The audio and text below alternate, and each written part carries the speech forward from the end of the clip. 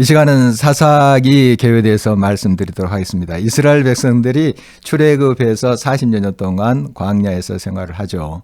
그리고 이제 약속의 땅 그 앞에서 모세가 백성들에게 설교한 내용이 신명기 말씀입니다.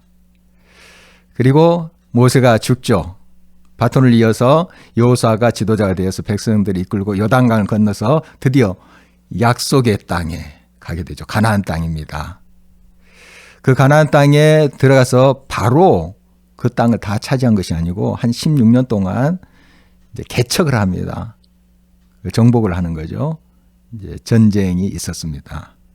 이런 과정을 통해서 그 땅을 차지하고 분배를 합니다. 분배도 12지파였는데 그 지파별로 땅을 이렇게 나누는 그것이 이제 여호수아서에서 우리가 볼 수 있는 내용이고요. 이제 여호수아가 죽죠.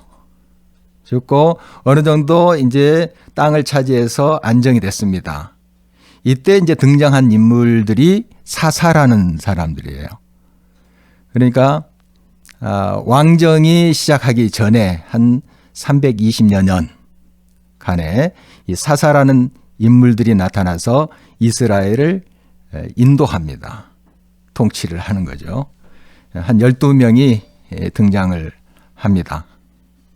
이 사사라는 말은 중국 성경에 사사라고 번역을 한 거죠. 사사는 고대 주나라에서 형벌을 집행하고 또 관장하는 그런 관리를 사사라고 했다고 합니다. 그래서 우리말로는 재판관 이렇게도 볼 수가 있겠습니다. 뭔가 백성들을 이끌기도 하지만 또 재판을 해서 옳고 그름을 또 분별해 주는 그런 역할을 한 사람이 사사라고 볼 수가 있죠. 그런데 이스라엘 전체를 이 사사가 다스린 것이 아니고 일부 자기가 속한 지파를 중심으로 부분적으로 다스린 것으로 보여집니다. 어떻든 이 사사가 통치하게 되는데 이스라엘 백성들이 계속 좀 편해지려 하면 하나님께 범죄를 하는 거예요. 하나님 이제 이방 나라를 들어서 치시죠. 그러면 또 하나님께 부르짖죠. 아우성입니다. 하나님 잘못했습니다. 도와주세요. 구원해 주세요. 그러면 하나님이 이제 사사라는 이런 인물을 세워서 이스라엘을 또 구출합니다. 구원해 줍니다. 그리고 또 한동안 평안해졌어요. 그러면 계속해서 하나님을 잘 섬기고 옛날 범죄했을 때 하나님이 지셨던 그것을 기억하면서 이래서는 안 되지. 이렇게 살아야 되는데 또 배부르고 등 따뜻해지니까 범죄하는 거예요. 또 하나님이 치시고. 이게 계속 반복적으로 한 7차례 정도 이 사사기에 등장합니다. 그러니까 쳇바퀴 돌듯 이렇게 그 삶이 계속 반복되는 거예요.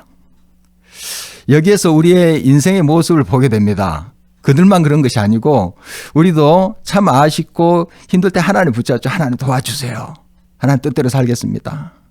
이번 합격만 시켜주면 하나님 뜻대로 살겠습니다. 예수님 잘 믿겠습니다. 그런데 하나님이 다 들어주셨어요. 편안하게 됐죠. 다시 하나님 곁을 떠나서 자기 식대로 사는 그런 경우가 있잖아요. 바로 이러한 이제 사이클이 쭉 분명하게 드러나는 것이 사사기의 말씀입니다.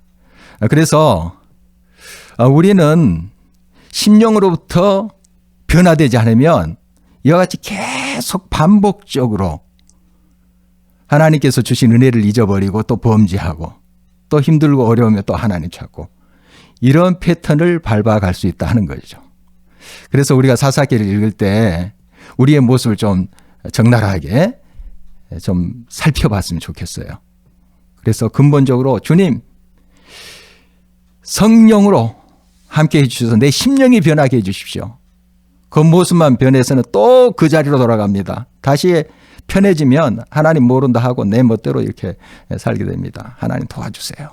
이렇게 기도하시면서 성령의 충만함을 위해서 또 간구할 때 이 사사기 말씀의 은혜가 있게 되리라고 그렇게 믿습니다. 심령으로부터 변화, 영적인 부흥, 다시 리뉴얼, 살아남의 그런 역사를 이 사사기를 통해서 또 사사기의 그 시대 상황을 반면교사 삼아서 경험했으면 참 좋겠습니다. 그 이스라엘 백성들이 모세가 설교한 내용을 들었어요. 설교의 내용이 뭐였습니까? 신명기에서 하나님 말씀대로 살면 너희들이 복을 받는다. 비록 좁고 험하다 할지라도 그 길을 갈 때 생명의 길이고 복 받는 길이다. 그러나 너희들이 이제 약속의 땅, 그 가나안 땅에 가서 그들 가나안 사람들의 풍습과 종교를 따라서 그게 멋지게 보이고 큰 길이라 보인다고 따라갔다가는 망한다 하는 거 아니겠어요? 그리고 그 뒤를 이은 여호수아가 죽기 전에 설교한 내용이 있습니다. 자, 너희들 이 시간 선택해라. 여기 하나님이 계시고 저 가나안 땅, 지금 우리가 지금 차지하고 있는 이 땅에 신들이 있는데 이 중에 너희 하나님을 택하라. 나와 내 집은 여호와 하나님만을 섬기리라. 그랬더니 백성들이 우리 하나님만 섬기겠습니다. 이렇게 그들이 응답했거든요. 그런데 시간이 지나자 또 그들이 가나안 땅에 멋지고 그럴듯하게 보이는 가치관과 또 우상들을 섬기는 거죠. 그때마다 하나님이 치시고 하는 모습을 보게 됩니다.